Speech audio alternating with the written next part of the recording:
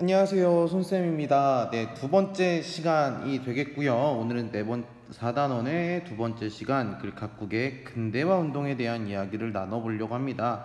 성취 기준을 한번 보면 개항, 지난 시간에 봤던 개항 이후, 개항은 지난 시간에 봤고 나타난 국제관계 변동을 살펴보고 동아시아에 일어난 근대화 운동을 비교한다라고 되어 있습니다. 그래서 그 근대화 운동과 국제관계 변동을 중심으로 이번 시간 한번 살펴보도록 하겠습니다. 네, 첫 번째 보시면은 청나라에 있는 양무운동이라는 게 나옵니다. 그 전에 배경으로 보면 제2차 아편전쟁이 발생을 해요. 그리고 태평천국운동, 그래서 밖에서도 난리, 안에서도 난리, 그래서 아편전쟁과 태평천국운동이라고 되어 있는데요. 제2차 아편전쟁, 우리 지난 시간에 설명하다 만 건데 간단하게만 설명을 하면 제2차 아편전쟁은 영국과 프랑스가 함께 들어옵니다. 왜? 그 영국이 개항을 하고 무역을 했는데 무역에서 이익이 적은 거예요. 무역의 이익이 개항을 했다고 해서 좋을 것 같았는데 안 좋은 거야. 그래서 프랑스랑 손잡고 한 번 더 쳐들어와서 추가적인 개항을 요구했던 게 바로 이 제2차 아편전쟁이고요. 태평천국운동은 여기 나와 있는 것처럼 나라가 지금 전쟁 때문에 혼란스러운 게 이게 청나라가 나빠서 그렇다. 그렇기 때문에 이 홍수전이라는 사람이 청나라를 타도하고 토지를 균등하게 분배하자라는 것들을 주장을 합니다. 근데 이 태평천국의 모태가 되는 게 약간 크리스트교, 기독교와 관련된 건데요. 이 홍수전이 조직을 하는 단체가 바로 배상제회라는 조직을 만듭니다. 그래서 이 상제라는 게 지금 교회 다니는 친구들이나 이제 성당 다니는 친구들 보면 이제 하나님이라고 이야기를 하는데, 배자는 숭배하다라는 뜻입니다. 그래서 하나님을 숭배하는 모임이라는 건데요. 홍수전이 꿈을 꿨는데 자기가 예수의 동생이라는 꿈을 꾸면서 이 배상제회라는 걸 조직을 하고 이 태평천국 운동을 일으켰다라고 주장을 합니다. 그래서 이 10년 동안이나 아편전쟁, 그래서 내우외환이라고 이야기를 하죠. 좀 어려운 말로 안에서의 근심, 바깥에 있는 환란, 이런 그런 것들이 발생을 하면서 이런 사건을 통해서 이제 우리나라도 바꿔야겠구나 해서 실시했던 게 바로 이 양무운동입니다. 이 양무운동에 대해서 보시면, 그래서 이 한인 관료, 원래는 청나라가 만주족이 세운 나라예요. 만주족이 세운 나라인데, 만주족이 아니라 한족, 원래 레알이라는 말이 맞나요? 예, 진짜 중국인들, 우리가 보는 그 중국인들을 중심으로 만든 운동이고요. 그래서 서양의 군사력과 과학기술을 받아들이면서 해군을 창설을 하고 공장을 설립하자라고 주장을 하면서 일어났던 근대화 운동입니다. 근데 이제 기본적인 바탕이 중체 서용, 중국의 전통과 근본으로 삼고, 그리고 서양의 기술만 받아들이자라고 주장을 하면서 이게 조금 한계가 보여지면서 청일전쟁에서 패배를 하고 맙니다. 여기 보시면, 지도를 보시면서 여러분들 다시 한 번 더 살펴보면은 전선을 만든다거나 해저 전선을 만든다거나 방직공장, 군수공장, 조선소 등등을 만들면서 근대화하자는 운동이 벌어집니다. 하지만 전통과 근본이 그대로 남아있다 보니까 필요한 것들만 받아들이게 되고요. 그리고 한인 관료 중심, 그리고 여기 있어 보면은 수도인 베이징에서는 얼마 없지만 거의 우한, 요즘 핫한 도시죠. 그 다음에 상하이, 광저우 등등에서만 이렇게 지방에서만 이런 운동이 벌어지다 보니까 중앙으로 집권에는 모이는 그런 코어 같은 것들이 좀 부족하더라라는 게 이 양무운동의 또 다른 한계점이라고 볼 수 있습니다. 그래서 이홍장이 어떤 주장을 했는지를 살펴보면, 기계 제조라는 이 일은 오늘날 외국의 도전을 막아내기 위한 바탕이 되며 자강의 근본입니다. 등등등 여기 나와 있으면서, 신이 밝히고자 하는 것은 서양식 기계가 등등 일상에 도움이 되고 그리고 제조할 수 있고 무기만을 위해 만들어진 것은 아닙니다. 그래서 제조도 하고 도움이 되기 때문에 서양식 기계를 받아들이자라고 이야기를 하는 거죠. 무슨 말인지 아시겠죠? 그래서 중국의 문물 제도는 당연히 원래부터 존재하고 있고, 이 위기를 강력함을 바꾸는, 이 허약함을 강력함으로 바꾸는 길은 전적으로 기기를 모방하여 제조하는 데서 비롯됩니다 라고 이야기합니다. 원래 중국의 문물 제도는 그대로 있으니까 우리 서양식 기계만 받아들이자 라고 하는 거죠. 하지만 일본과의 전쟁에서 패배하면서 이 양무운동이 실패하게 되더라 라는 것이 이제 청나라의 근대화 운동이었습니다. 두 번째는 이제 일본의 메이지 유신에 대해서 살펴볼 건데요. 우리 지난 시간에 봤던 것을 흐름을 가지고 이야기를 하면, 막부가 미국한테 개항을 했죠.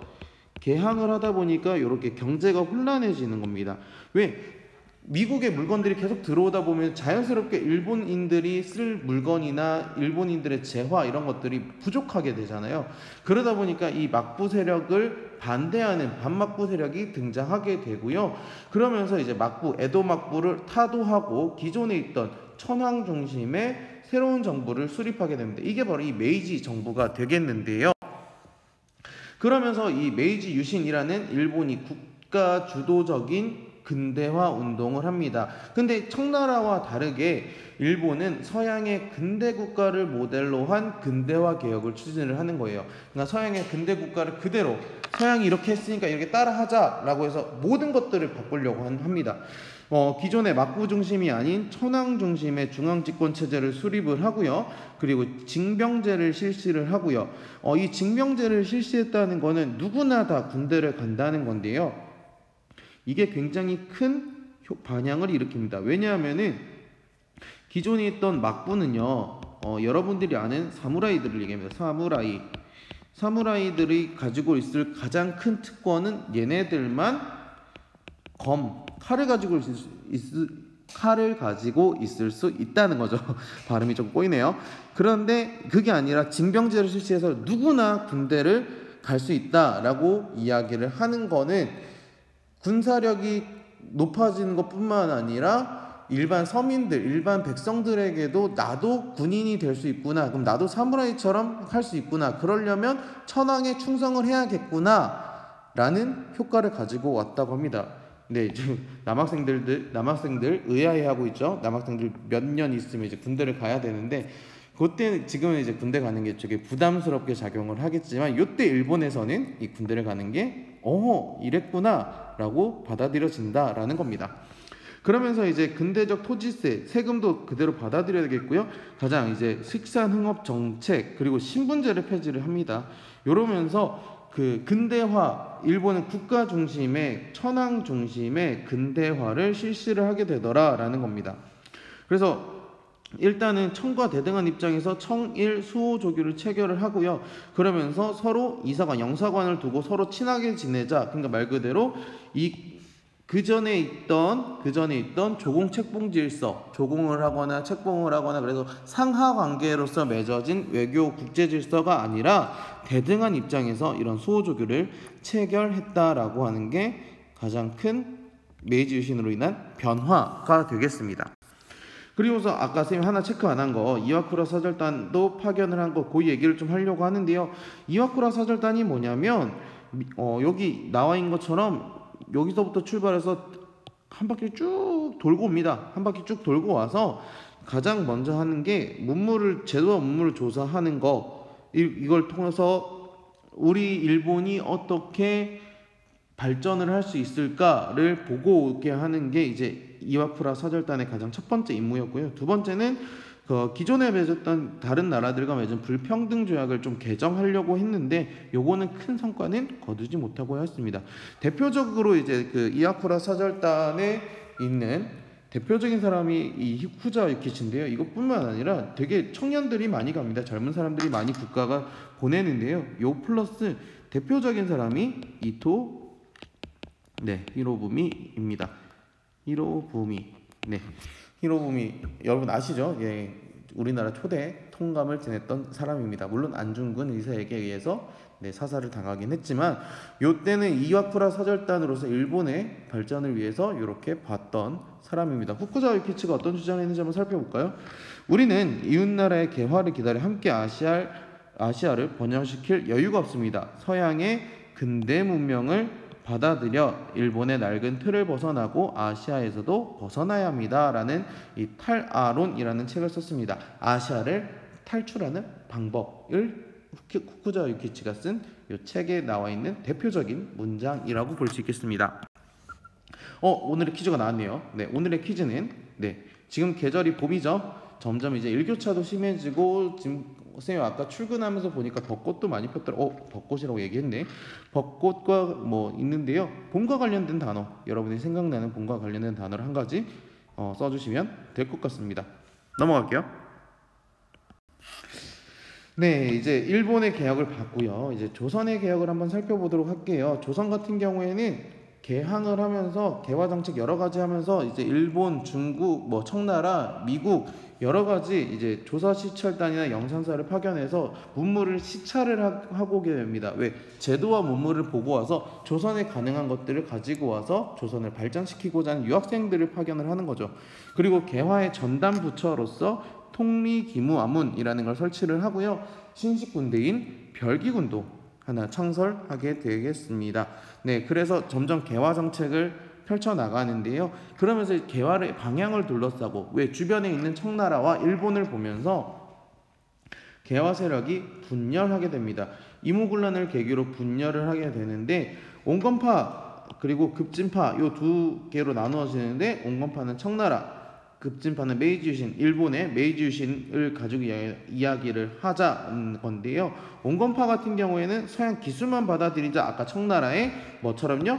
그렇죠. 청나라의 양무 운동처럼 하자라고 주장을 하는 거고요.